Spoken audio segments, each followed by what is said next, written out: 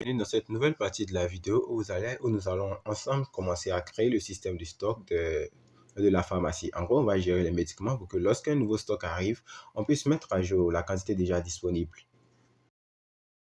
Pour mettre en place ce système, nous allons utiliser un package déjà fait et ce package provient de Darryl Decode qui est le Laravel Shopping Cart.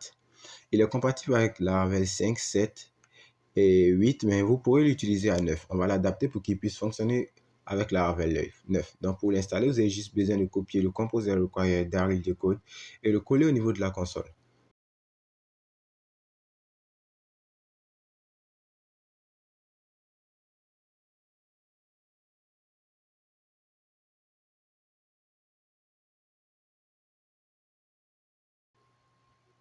Et la première chose qu'on va vouloir faire, c'est qu'on va vouloir configurer le Darryl Decode. Là, on nous dit de copier cette ligne et la mettre au niveau de notre service provider. Donc c'est ce que je vais faire.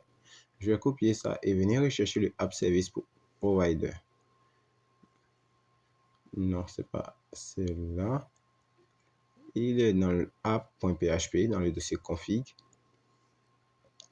Et si je vais tout en bas, je vais voir la section des services. Là, j'ai celle des providers et je vais me chercher un endroit là et coller ici le code. Ensuite, on nous dit qu'on doit aller ouvrir le fichier app.php qui se trouve dans config et ajouter cette ligne en tant qu'alias. Donc, ce que je vais faire, je vais juste copier ça ou je peux même laisser.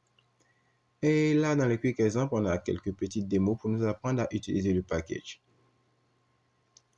Donc, on va retenir ici. Et ce qu'on va faire, on va vouloir afficher un bouton ajouter au panier à la place du bouton edit lorsqu'on a un nouveau stock.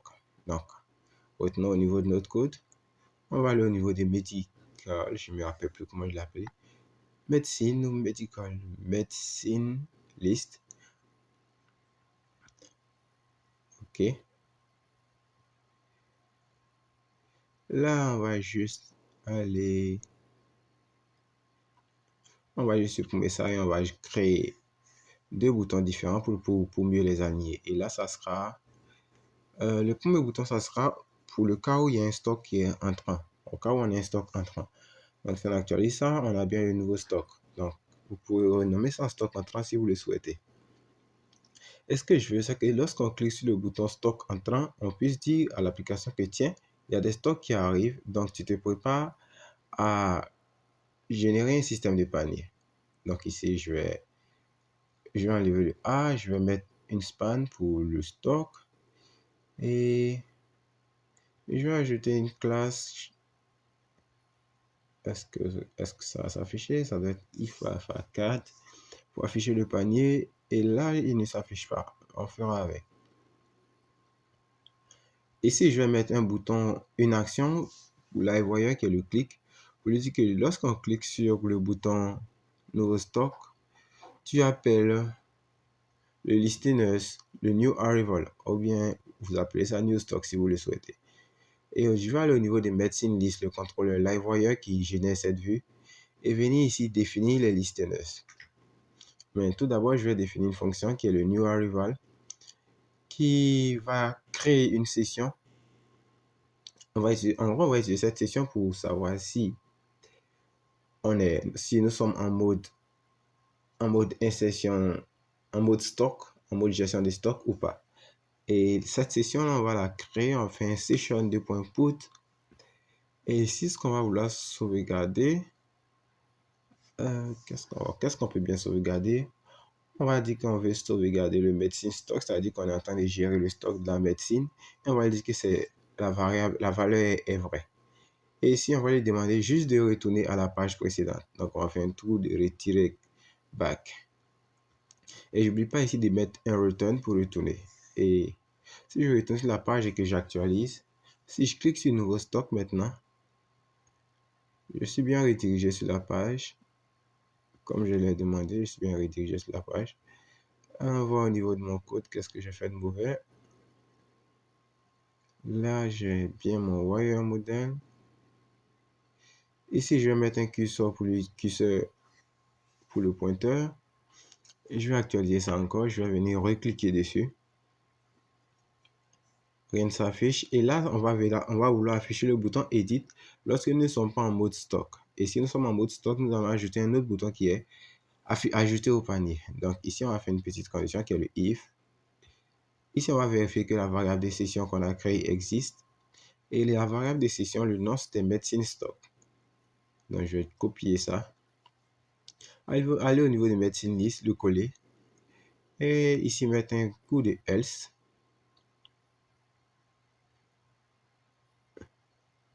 Et là, j'ai bien le exit qui s'affiche. Et là, je vais maintenant supprimer le exit, c'est-à-dire qu'on est en mode stock. Là, je vais venir mettre maintenant else if. Tout bien pensé, le else c'est mieux. Un seul else c'est mieux. Donc, je vais mettre un else tout simplement. Ici, je vais copier le bouton Edit pour le mettre dans le cas où nous avons le else. Et je vais supprimer le exit et coller un autre bouton. Et cette fois, ça sera Add to cart, ajouter au panier. Et ici, je vais supprimer ça. Je vais appeler un listeners. Je vais voir ce que ça donne. J'ai bien Add to cart, c'est-à-dire on est en mode ajout au panier. On est en mode gestion du stock. OK. Continuons. Et ici, je vais juste venir mettre un plus devant pour que ça soit plus visible. Il ne m'affiche rien.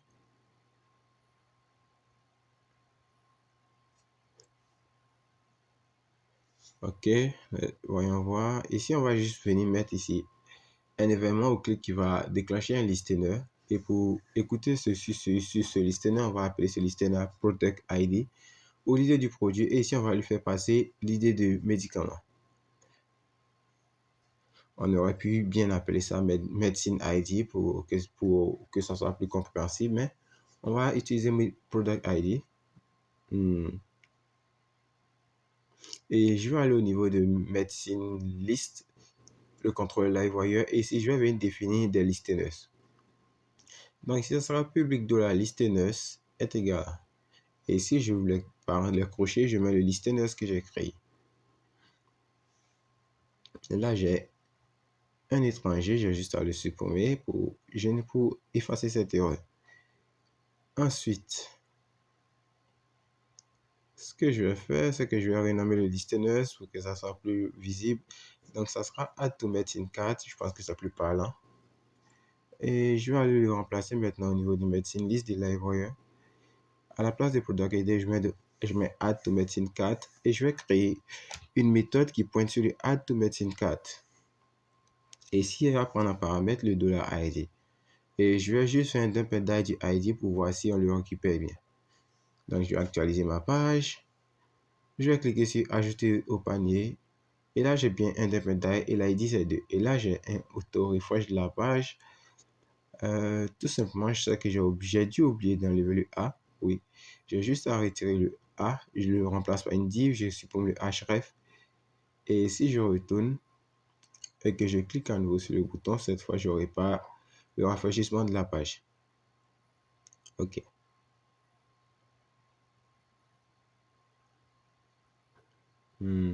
Quitte à utiliser div, utiliser un span. Et si je vais mettre le curseur en tant qu'un pointeur. Cursor pointeur. OK.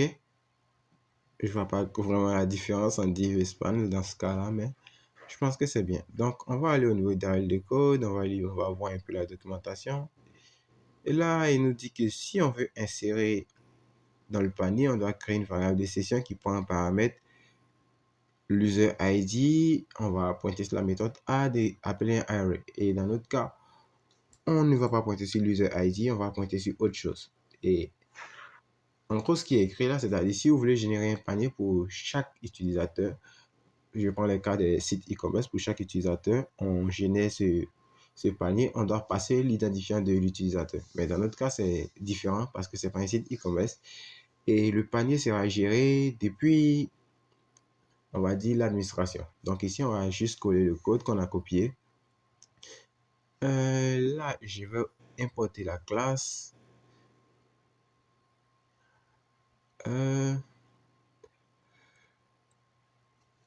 Voyons voir. la session. Je vais juste ici voir si je peux récupérer la session que j'ai créée tout en bas lors du clic. Je vais faire un coup de session 2.2.1 get pour obtenir la session. Et la session, c'est Medicine Stock. Et c'est cette session-là que je vais venir passer en tant que paramètre. Et là, ça sera session, tout simplement. Ensuite, ici, on a un row ID qui doit être l'ID du produit. Et puisque dans mon cas, j'appelle le produit, je récupère l'idée du produit, donc je vais appeler ici médecine, le modèle médecine, et ici, je vais appeler de la médecine pour récupérer le produit qui a l'idée qui est choisi. Et ici, au lieu de $row_id, ça sera $medicine ID. Je vais prendre l'identifiant ici. Ici, pour le name, on va juste remplacer. On va remplacer aussi pour le price. Le prix, on va le laisser à 0 pour le moment. La quantité, on va la laisser à 1. Et ici, on va supprimer l'attribut et l'associate modèle. Et ce qu'on va faire encore, on va aller au niveau de notre page et rafraîchir. Voir si on n'a rien bousillé. Et si on clique sur Add to Cart, on n'a rien. Et si on va au niveau d'Arrivée Code, on va vouloir obtenir tout le contenu du panier. Il doit l'avoir noté quelque part. View the cart content. Donc, je vais juste venir ici et faire un coup de dump and die de $. Je vais juste appeler le cart. Et je vais faire un get. C'est ça, get content. Get content. Ok, testons ça. Je vais rafraîchir. Je vais cliquer sur le premier produit. Je vais bien le dump and die. Et si je déroule le panier, je vais au niveau des items. J'ai le produit qui est enregistré. Je vais le mettre comment qui est enregistré. Donc ici, je vais remplacer les ID par le libellé. Et si maintenant je viens que je vais voir qu'est-ce que j'ai oublié. La quantité, on va la laisser à 1 pour le moment. J'hésite. Je vais rafraîchir un peu pour voir. Là, maintenant, on clique sur le second article. Et dans le second article, on voit que si on déroule, on a bien deux différentes lignes.